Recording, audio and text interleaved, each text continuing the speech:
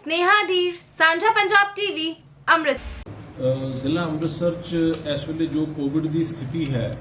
ਆਪਾਂ ਨੂੰ ਸਾਰਿਆਂ ਨੂੰ ਪਤਾ ਹੈ ਕਿ ਇਹਨਾਂ ਹਾਲਾਤਾਂ ਦੇ ਵਿੱਚ ਕਾਫੀ ਜਿਹੜਾ ਹੈ ਇਸ ਵੇਲੇ ਕੋਵਿਡ ਜਿਹੜਾ ਹੈ ਪੂਰੇ ਚਰਮ ਸੀਮਾ ਤੇ ਪਹੁੰਚਿਆ ਹੋਇਆ ਹੈ ਔਰ ਕਾਫੀ ਲੋਕ ਜਿਹੜੇ ਹੈ ਇਹ ਤੋਂ ਇਸ ਵੇਲੇ ਹੁਣ ਗ੍ਰਸਤ ਹੋ ਚੁੱਕੇ ਨੇ ਔਰ ਇਹ ਕੋਵਿਡ ਜਿਹੜਾ ਹੈ ਤਕਰੀਬਨ ਹਰ ਘਰ ਦੇ ਵਿੱਚ ਜਿਹੜਾ ਹੈ ਦਸਤਕ ਇਸ ਵੇਲੇ ਦੇ ਚੁੱਕਾ ਹੈ।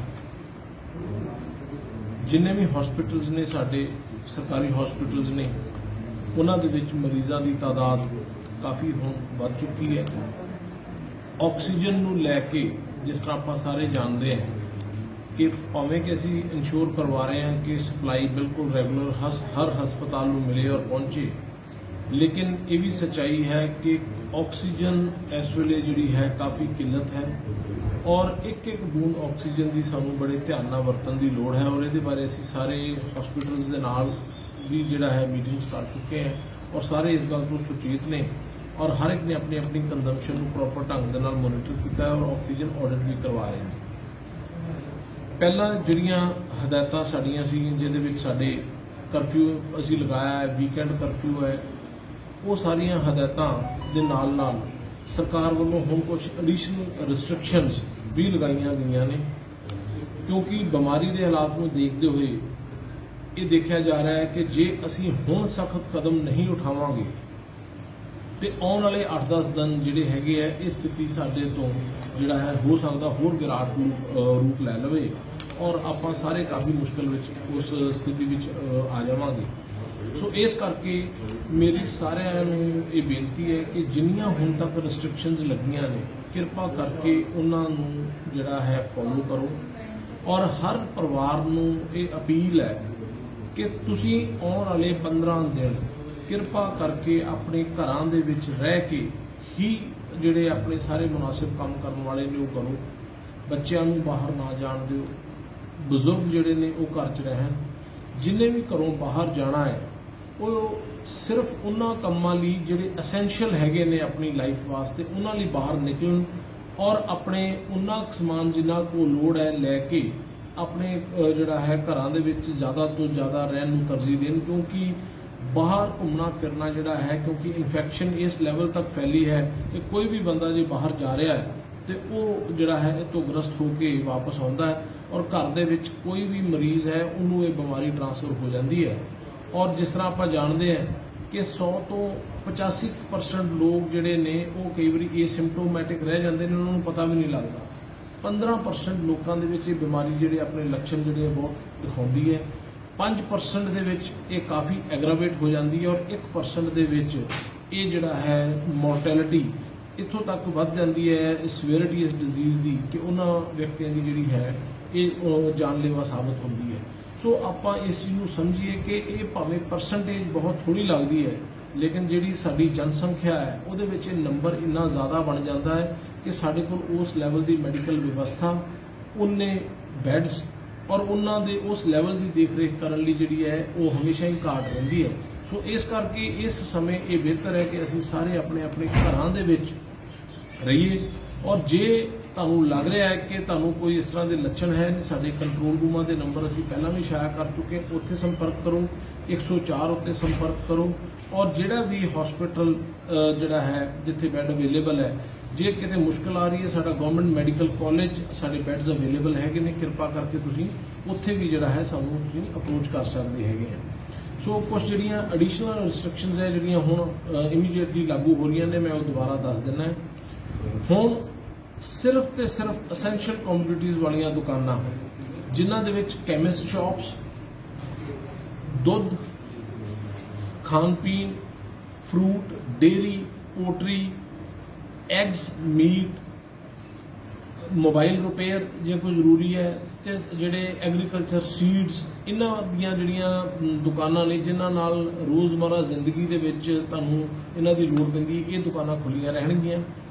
Laboratories, medical laboratories, nursing homes, medical establishments ਜਿਹੜੇ ਨੇ ਇਹ ਖੁੱਲ੍ਹੇ ਰਹਿਣਗੇ। ਇਸ ਤੋਂ ਇਲਾਵਾ ਹਰ ਤਰ੍ਹਾਂ ਦੀ ਦੁਕਾਨ ਚਾਹੇ ਉਹ ਮੁਨਿਆਰੀ ਦੀ ਹੈ, ਕੱਪੜੇ ਦੀ ਹੈ, ਹੋਰ ਕਿਸੇ ਕਿਸਮ ਦੀਆਂ ਦੁਕਾਨਾਂ ਨੇ ਉਹ ਸਾਰੀਆਂ ਬੰਦ ਰਹਿਣਗੀਆਂ ਔਰ ਪਿਛਲੇ ਸਮੇਂ 'ਚ ਇਹ ਦੇਖਣ 'ਚ ਆਇਆ कि कई बारी कोई बंदा अपनी सिर्फ दुकान खोलण करके 4 पैकेट दुੱਧ ਦੇ ਰੱਖ ਲੈਂਦਾ ਹੈ ਜਾਂ ਥੋੜੀ ਉੱਥੇ ਇਹੋ ਜਿਹਾ ਸਮਾਨ ਰੱਖ ਲੈਂਦਾ ਹੈ ਕਿ ਸ਼ਾਇਦ ਮੈਂ ਐਸੈਂਸ਼ੀਅਲ ਕਮੋਡਿਟੀਜ਼ ਨੂੰ ਦਿਖਾ ਕੇ ਆਪਣਾ ਦੂਸਰਾ ਕਿੱਤਾ ਚਲਾ ਪਾਵਾਂ। ਇਹ ਉਹਨਾਂ ਵੀਰਾਂ ਨੂੰ ਸਖਤ ਹਦਾਇਤ ਹੈ ਕਿ ਕੇਵਲ ਤੇ ਕੇਵਲ ਜਿਹੜੇ ਐਸੈਂਸ਼ੀਅਲ ਕਮੋਡਿਟੀਜ਼ ਨਾਲ ਡੀਲ ਕਰਦੇ ਨੇ ਉਹੀ ਦੁਕਾਨਾਂ ਖੁੱਲੀਆਂ ਰਹਿਣ और दूसरा कोई जिहड़ा है इस तरीके की जिहड़ी है कार्रवाई ना करे, क्योंकि मेन साडा पर्पस है कि लोगों की आवाजाही घटाइए और लोगों नूं जिहड़ा है घरां 'च ही रहण लई असीं जिहड़ा है प्रेरित करिए। और बाहर वाले आने वाले व्यक्तियों वास्ते 72 घंटे तो पहला दी नैगेटिव रिपोर्ट लाजमी कर दी गई है। जो कोई बाहरों आ रहा है वैक्सीनेशन सर्टिफिकेट एटलीस्ट घट्टो घट्ट 1 डोज लई होवे 2 वीक पुरानी, वो लाजमी हो गया है। जो कोई बाहरों आता है सारे सरकारी दफ्तरां दे विच 50% जिहड़ी स्ट्रेंथ हैगी है वो उहदे ते वर्क करनगे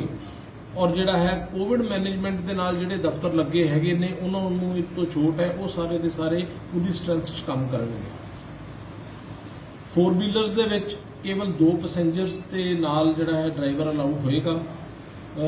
2 व्हीलर्स दे विच जिहड़ा है पिलियन राइडिंग जिहड़ी है वो बंद है, केवल एको परिवार के 2 मैंबर जिहड़े ने उहदे ते सवारी कर सकते हैं।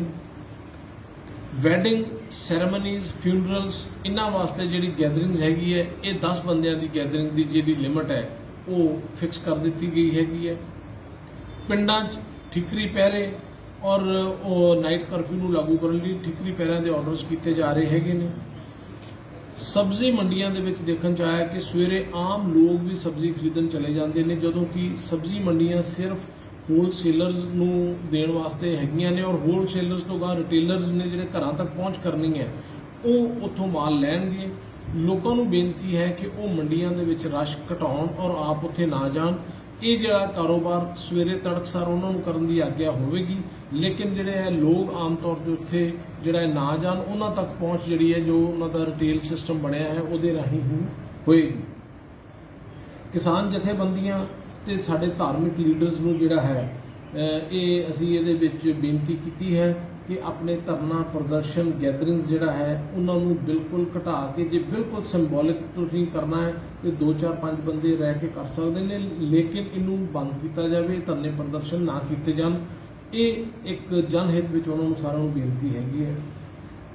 ਜਿਹੜੀਆਂ ਰਿਲੀਜੀਅਸ ਪਲੇਸਿਸ ਹੈਗੀਆਂ ਨੇ ਗੁਰਦੁਆਰੇ ਮੰਦਰ ਉਹਨਾਂ ਨੂੰ ਵੀ ਬੇਨਤੀ ਹੈ ਕਿ ਸ਼ਾਮ 6 ਵਜੇ ਤੋਂ ਬਾਅਦ ਸੰਗਤਾਂ ਨੂੰ ਜਿਹੜਾ ਹੈ ਉੱਥੇ ਆਉਣ ਤੇ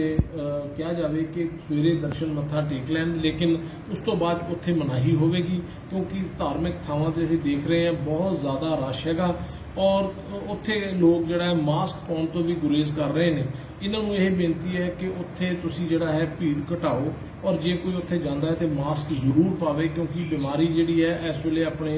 पूरा भयानक रूप लै चुकी है। साडे वल्लों जे किसी ने ऑक्सीजन जिहड़ी है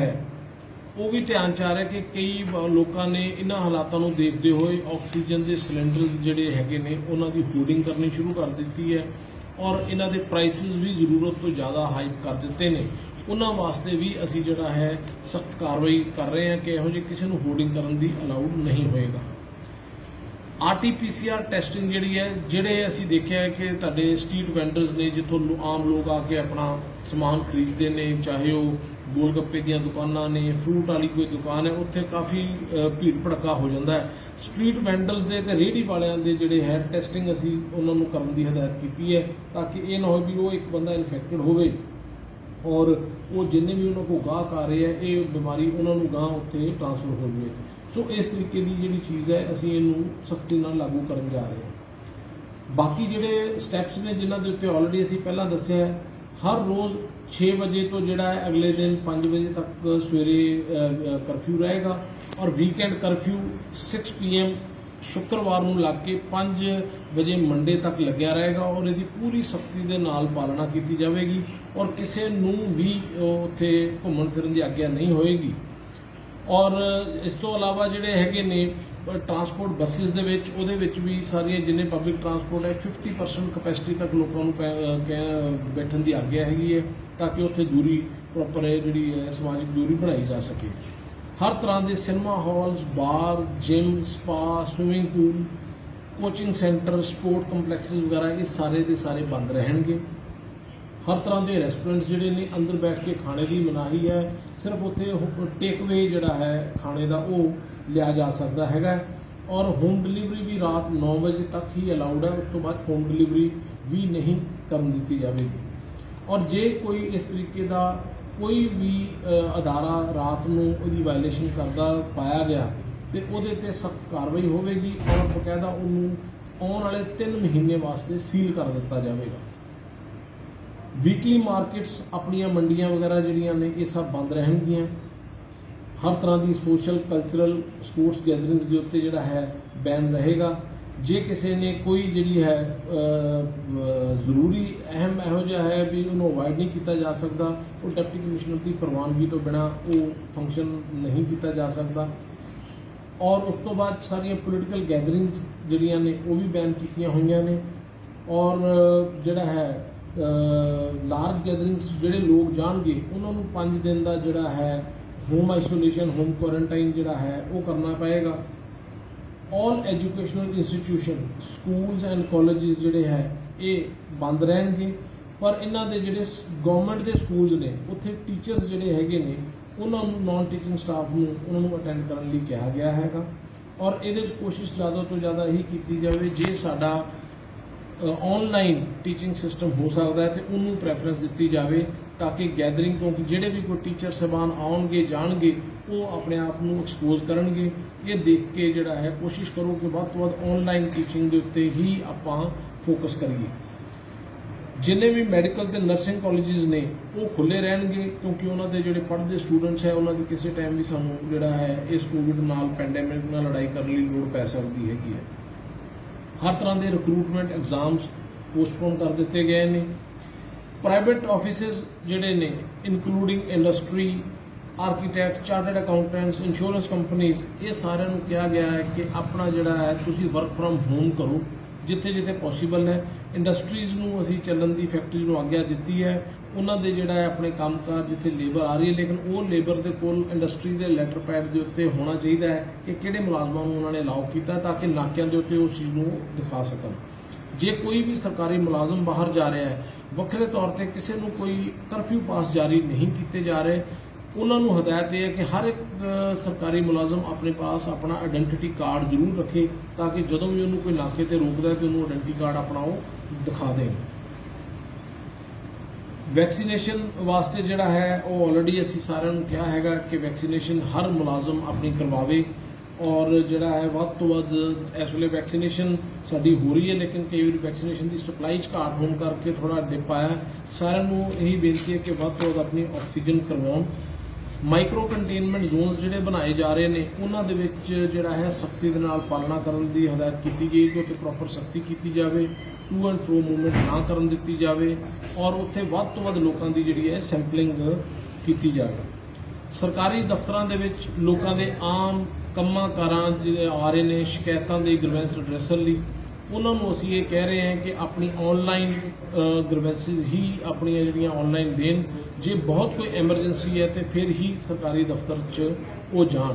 ਸੋ ਇਹ ਹਦਾਇਤਾਂ ਅਸੀਂ ਜਿਹੜਾ ਹੈ ਆਪਣੀਆਂ ਪੁਲਿਸ ਅਥਾਰਟੀਜ਼ ਤੱਕ ਪਹੁੰਚਦੀਆਂ ਕਰ ਦਿੱਤੀਆਂ ਨੇ ਔਰ ਇਹਨਾਂ ਦੀ ਅੱਜ ਤੋਂ ਹੀ ਸਖਤੀ ਦੇ ਨਾਲ ਪਾਲਣਾ ਜਿਹੜੀ ਹੈ ਉਹ ਸ਼ੁਰੂ ਕਰ ਦਿੱਤੀ ਜਾਵੇਗੀ। ਮੇਰੀ ਸਾਰਿਆਂ ਨੂੰ ਬੇਨਤੀ ਹੈ ਕਿ ਆਉਣ ਵਾਲੇ 15-20 ਦਿਨ, 1 ਮਹੀਨਾ ਬਹੁਤ ਅਹਿਮ ਹੈ। ਸਾਰੇ ਪਰਿਵਾਰ ਆਪਣੀ ਜ਼ਿੰਮੇਵਾਰੀ ਸਮਝਣ ਔਰ ਆਪਣੇ ਪਰਿਵਾਰਿਕ ਮੈਂਬਰਾਂ ਦੇ ਉੱਤੇ ਆਪਾਂ ਕੰਟਰੋਲ ਰੱਖੀਏ ਕਿਉਂਕਿ ਇਸ ਲੜਾਈ ਦੇ ਨਾਲ ਸਾਨੂੰ ਹਰ ਬੰਦੇ ਦਾ ਸਹਿਯੋਗ ਚਾਹੀਦਾ ਹੈ ਔਰ ਬਿਨਾਂ ਸਹਿਯੋਗ ਦੇ ਲੜਾਈ ਨਹੀਂ ਲੜੀ ਜਾ ਸਕਦੀ। ਔਰ ਸਾਰਿਆਂ ਨੂੰ ਇਹ ਬੇਨਤੀ ਹੈ ਕਿ ਜੇ ਕਿਸੇ ਦਾ ਕੋਈ ਪਰਿਵਾਰਕ ਮੈਂਬਰ ਆਪਣੇ ਆਪ ਨੂੰ ਬਿਮਾਰ ਸਮਝ ਰਿਹਾ ਹੈ, ਉਹਨੂੰ ਸਾਹ ਦੀ ਕੋਈ ਤਕਲੀਫ ਹੈ ਤੇ ਘਰਾਂ 'ਚ ਹੀ ਬੈਠ ਕੇ ਇਲਾਜ ਕਰਨ ਦੀ ਬਜਾਏ ਆਪਣੇ ਸੰਬੰਧਿਤ ਹਸਪਤਾਲਾਂ 'ਚ ਪਹੁੰਚੋ। ਜੇ ਕਿਸੇ ਕੋਲ ਕੋਈ ਸਮਰੱਥਾ ਨਹੀਂ ਹੈ ਔਰ ਉਹਨਾਂ ਨੂੰ ਕੋਈ ਪ੍ਰਾਈਵੇਟ ਹਸਪੀਟਲ ਜਿਹੜਾ ਐਂਟਰਟੇਨ ਨਹੀਂ ਕਰ ਰਿਹਾ, ਕਿਰਪਾ ਕਰਕੇ ਸਾਡੇ ਗਵਰਨਮੈਂਟ ਮੈਡੀਕਲ ਕਾਲਜ 'ਚ ਅਪਰੋਚ ਕੀਤੀ ਜਾਵੇ। ਸੋ ਇਹਨਾਂ ਸ਼ਬਦਾਂ ਨਾਲ ਉਮੀਦ ਕਰਦਾ ਹੈ ਕਿ ਸਾਰੇ ਅੰਮ੍ਰਿਤਸਰ ਵਾਸੀ ਜਿਹੜਾ ਹੈ ਇਸ ਚੀਜ਼ ਦਾ ਸਾਨੂੰ ਸਹਿਯੋਗ ਦੇਣਗੇ ਪ੍ਰਸ਼ਾਸਨ ਨੂੰ। ਔਰ ਜੇ ਅਸੀਂ ਆਉਣ ਵਾਲੇ 15 ਦਿਨ ਇਹ ਸੰਯਮ ਵਰਤ ਲਿਆ ਔਰ ਆਪਣੇ ਤੇ ਡਿਸਪਲਿਨ ਕਾਇਮ ਰੱਖ ਲਿਆ ਤੇ ਇਹ ਸ਼ਾਇਦ ਅੱਜ ਦੇ ਜਿਹੜੇ ਹਾਲਾਤ ਨੇ ਅੱਜ